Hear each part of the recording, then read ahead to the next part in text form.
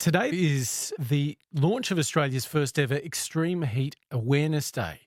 The folks that are behind this are the Australian Red Cross and the national advocacy organisation called Sweltering Cities.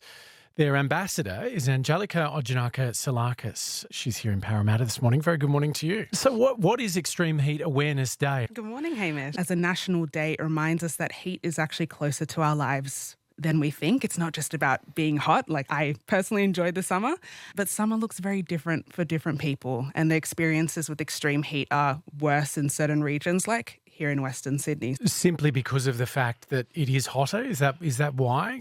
Not just that it's hotter.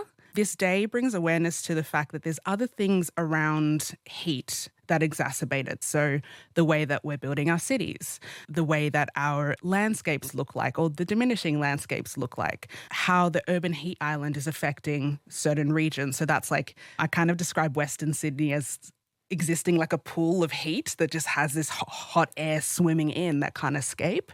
And that heat waves are becoming more and more intensified and increasing in number as well. And that's projected to be the case over the next few years. And so often people just think, oh, it's just classic summer. You know, this is how Australia is. Heat is more than that.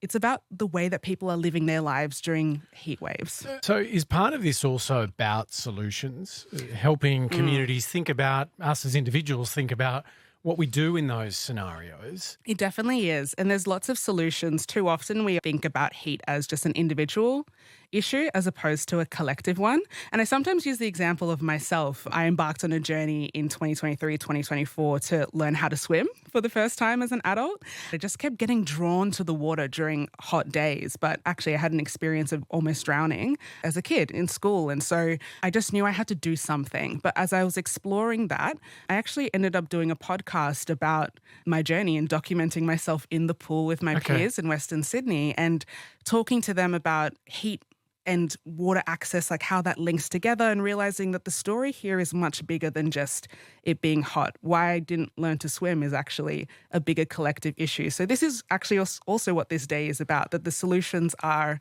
something that all of us should be able to get behind and actually also requires a lot of policy and government action.